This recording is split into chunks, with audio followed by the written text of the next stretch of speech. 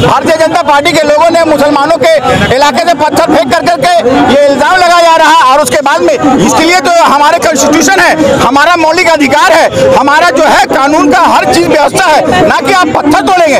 ये मुसलमानों के खिलाफ जो है एक तरफा ये मोदी हुकूमत जो है बहुत ही गलत काम कर रहा है, जिसके हम लोग आज पूरी धर्म के लोग यहाँ पर हिंदू मुस्लिम सिख ईसाई यहाँ जो हमारा जमहूरियत जिंदा है। मैं यहाँ से दिखाना चाहता हूँ हमारे प्रधानमंत्री को कि यहाँ हमारा देश में जमहूरियत से चलता है, तानाशाही से नहीं चलता है। आप इस तरह का जुल्म करेंगे मुसलमानों पर तो हम लोग सब धर्म के लोग यहाँ पर खड़े होंगे। ये यहाँ पर जीता जागता आपका पास सबूत देख रहे हैं और हर हाल में हम लोग ये प्रोटेस्ट को जारी रखेंगे। इसलिए हर कोई हमारा मजहब नहीं सिखाता आपस में बैर रखना, हिंदी है हम वतन है, हिंदुस्तान हमारा, तो ये सारे जहां से यहाँ अच्छा है हिंदुस्तान। ये हिंदुस्तान में हमारा फंडामेंटल राइट है, हमारा संविधान ने अधिकार दिया है, हमारा डॉक्टर भीमराव अंबेडकर द्वारा जो लिखा गया है, हम सबका अधिकार बराबर है। इसलिए मुसलमानों को टारगेट नहीं बनाया सकता। मुसलमान का खून नहीं बहा या भूल रहे हैं आप लोग वो दौर जहाँ पे मुसलमान का भी खून बहा है? क्यों भूल रहे हैं आप लोग? हाँ, एक कम्युनिटी थी, हम ऐसे थे, ऐसे एक एक उंगली को करके तोड़ रहे हैं। क्या करना चाहते हैं ये करना क्या चाहते हैं? योगी चुप से बैठा है वो कुछ नहीं बोलेगा। नहीं देखा कि किस तरीके से भारत चलता आ रहा है? Bharat, India is well known across the globe for its diversity, right? There were so many people, the caste, the community, the sect staying all together with peace and harmony। ये मैसेज था इंडिया के दुनिया में।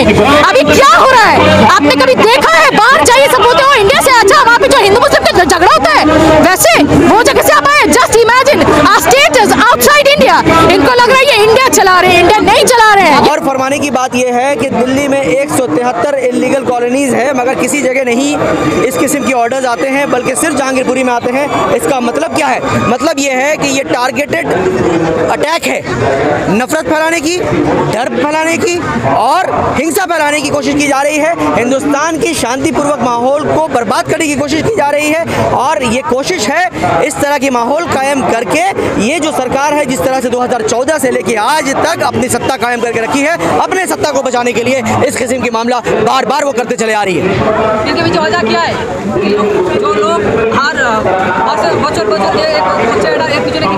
RSS और BJP, इन लोगों का पुराना ये तरीका है कि ये लोग बार बार मुसलमानों के ऊपर अटैक करके, मुसलमानों को डरा के, मुसलमानों के अंदर भय पैदा करके और हिंदुओं के अंदर मुसलमानों के विरुद्ध में नफरत पैदा करके अपनी राज कायम करना चाहते हैं। वो अपनी वोट बैंक को एक तरफ एक्युमुलेट कर देना चाहते हैं और वोट बैंक कायम एक तरफ एक्युमुलेट करके वो अपनी राज को बचा के रखना चाहते हैं। उनको डर असल में मुसलमानों से है, क्योंकि वो ये डरते हैं कि मुसलमान अगर एक हो जाएगा और मुसलमान का वोट अगर एक पार्टी को पड़ जाएगा तो शायद वो राज नहीं कर पाए। वो इस तरह से मुसलमानों के अंदर डर, भय और नफरत जो है ना पैदा करने की कोशिश करते हैं। अभी तक अरविंद केजरीवाल जी कुछ नहीं कहा, वहाँ पर नहीं पहुंचा है, क्या कहना चाहिए? बहुत अफसोस की बात है कि अरविंद केजरीवाल को जिस तरह से जो है वोट मिला था, मैंडेट मिला था पिछले इलेक्शन में, मुसलमानों ने जिस तरह से वोट दिया था, अरविंद केजरीवाल की सरकार चुप्पी बना बैठी है, अरविंद केजरीवाल की लीडरशिप चुप्पी बना बैठी है, कुछ भी नहीं कर रही है। क्या वो लोग भी आरएसएस या बीजेपी की बी टीम है? एक सवाल बहुत बड़ा उठता है।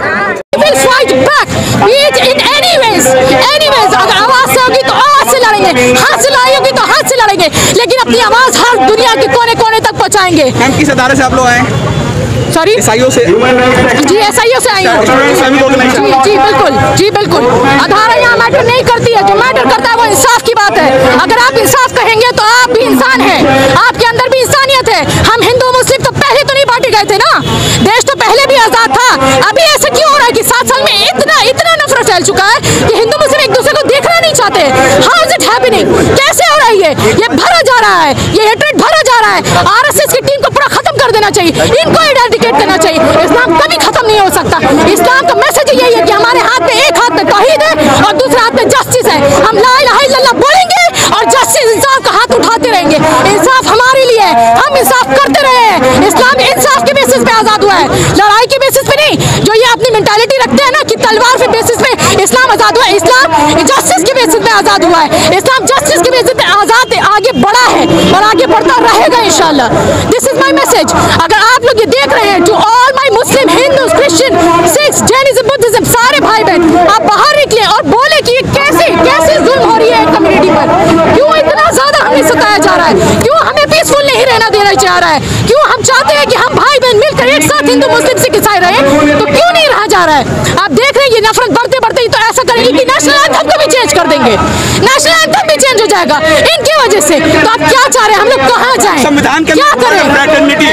जिसको कुचला जा रहा है, बिल्कुल संविधान के कॉन्स्टिट्यूशन की तो हर अक्ष को कुचला जा रहा है। वो कुचल चुके हैं। अगर अब भी आवाज नहीं उठाएंगे तो कब उठाएंगे? आज ये हमारे साथ है। ये ना सोचें कि आरएसएस सिर्फ मुस्लिम को टारगेट करा, हमारी बात कोई और कहेगी, क्रिश्चियन को करेंगे, उसके बाद जैनिज्म को करेंगे, फिर बुद्धिज्म को करेंगे, और फिर बाद में जो लास्ट में हिंदू बचेंगे ना, जो हिंदू अच्छे वाले हिंदू जो हक की बात बोलते हैं, उनको भी टारगेट करेंगे। ये सबको अपनी नफरत वाली रास्ते पे लाना चाहते हैं, सबको चाहते हैं एक ही नफरत के रास्ते पे चले। हम वो नहीं होने देंगे, बिकॉज़ वी आर एजुकेटेड।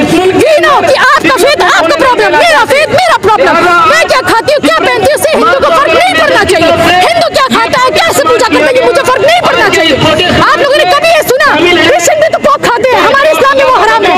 आपने कभी ये केस सुना कि क्रिश्चियन को मारा गया है क्योंकि वो पोक खाता है? लेकिन हम बीफ खाते हैं तो हमें मॉब लिंचिंग किया गया, हमें मारा गया। क्यों मारा गया? ये हमारा बिजनेस, हम क्या खाते हैं? आप क्यों बताएंगे हमें क्या खाना है, क्या पहनना है?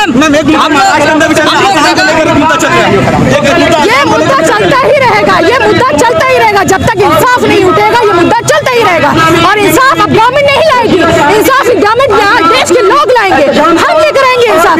अगर वो भूल चुके हैं कि कॉन्स्टिट्यूशन में क्या लिखा है तो हम उन्हें याद दिलाएंगे। अगर वो लोग भूल रहे हैं तो हम लोगों को वापस लाएंगे, लेकिन हम ये ऐसा होने नहीं देंगे कि आप एक कम्युनिटी का टारगेट करते रहे और हम चुप से बैठे रहे।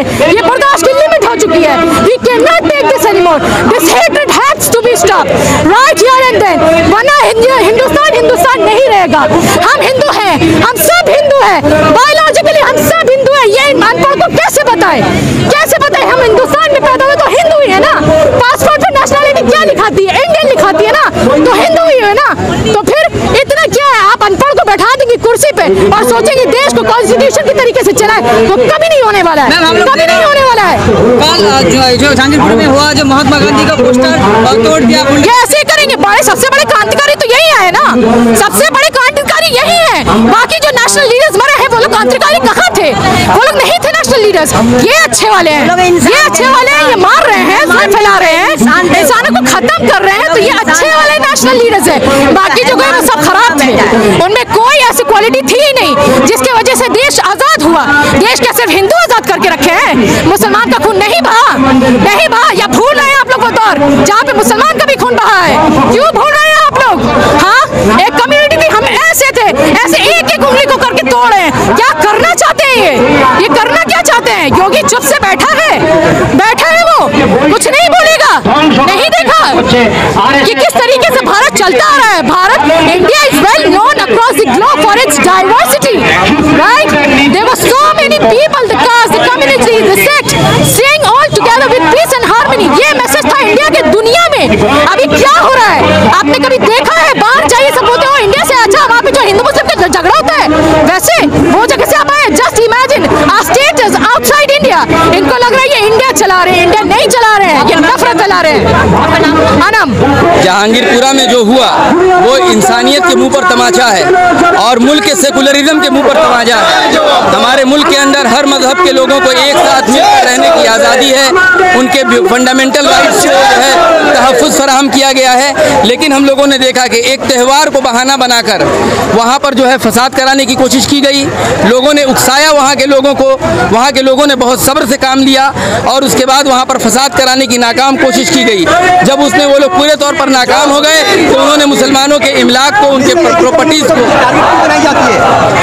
इस मुल्क के अंदर एक ऐसी सोच है जो सोच मुल्क को डिवाइड करना चाहती है, जो सोच मुल्क को पोलराइज करना चाहती है अपने पॉलिटिकल बेनिफिट के लिए। इसीलिए ये लोग मुसलमानों के खिलाफ माहौल बनाते हैं ताकि मुल्क पोलराइज होगा।